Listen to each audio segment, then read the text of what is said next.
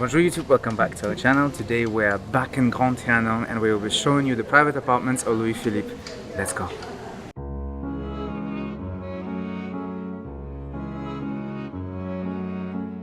Today is a little bit gloomy, as you can see, but it's really humid. And Sinan is walking there on the street. Wave at us, Sinan. Yeah, he's waving. And I forgot to get belt for my jeans today.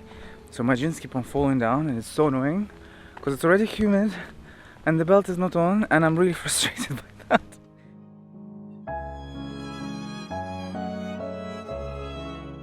Le Grand Trianon continues to fascinate us with the lesser known apartments and quarters. Although it may look less ambitious when you first arrive, in reality it contains many treasures in furniture, decor, art objects and historic personages who had lived here before. The last time we were here, we discovered the private apartments that were occupied by Napoleon I in the opposite north wing of Le Grand Trianon. And it's the moment we remind you to subscribe to our channel if you haven't yet, if you want to continue seeing incredible places in France, while learning a thing or two about them.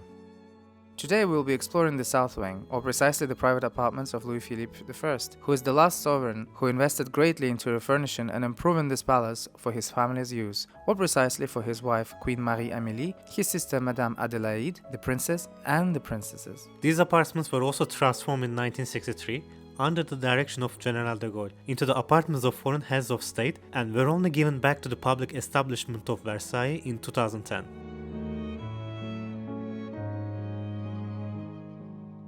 Since then they were restored, refurnished, and regained their historical appearance of the time. But let's rewind back a little. These spaces reflect the influences of the mid-19th century, focusing on comfort, intimacy, and functionality. Initially, Louis-Philippe was not inclined to occupy this palace, simply due to it not being the most convenient. He preferred Palais Royal or even Château d'Eau. However, with the advancing works of the main Château de Versailles to transform it into a museum, it made perfect sense for him to launch the works on Grand Trianon as well, and turn it into a more intimate royal residence. In fact, Louis-Philippe has been credited for saving Versailles by creating the historical museum of all the glory of France, although some think he did more damage than good. But that's a story for another day. In reality, he simply could not move into the main chateau, since it is tightly associated with the absolute monarchy of Louis XIV and the Ancien Regime.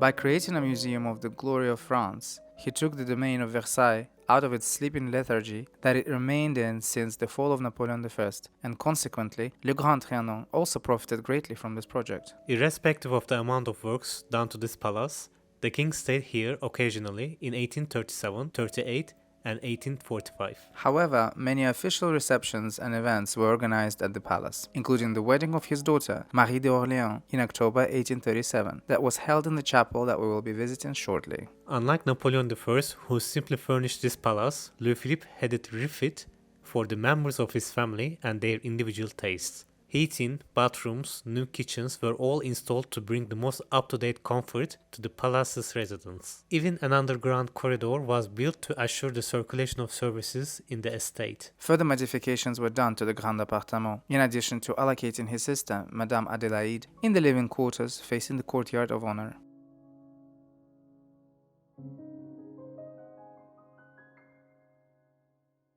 It feels as if everything was frozen in time when you first visit these spaces. Perhaps it's due to the fact that barely anyone comes here, unlike the other grand rooms which are visited by thousands every day. It just feels still and mysterious.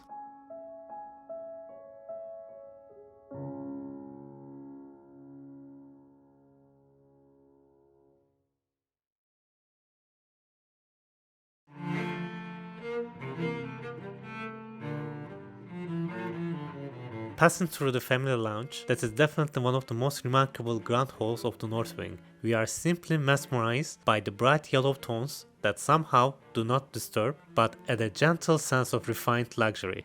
It is a treat to the eyes.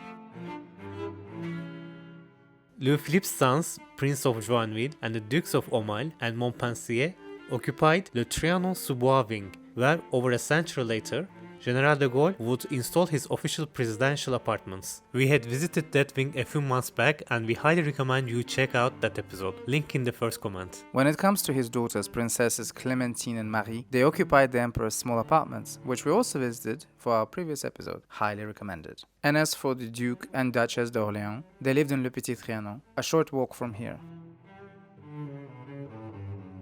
Passing through the magnificent Galerie des Cotels, with its series of fabulous paintings depicting the groves of Versailles and Trianon gardens, we make our way to the beautiful chapel that is very much unknown to the visitor. This used to be an old billiard room of Louis XIV prior to being converted into a chapel. The wedding of Louis-Philippe's second daughter, Princess Marie, to Duke Alexander of Württemberg, was held here back on October 17, 1837. The columns that frame the altar come from the grove of the domes in the garden nearby, while the stained glass was commissioned from La Manufacture de Sèvres and represents the Assumptions of the Virgin, according to Pierre-Paul Prudhomme. We felt very fortunate to be able to visit this chapel for the second time, as the first time we were here, it was while we were passing through to the kitchens in the basement installed here at the time of General de Gaulle.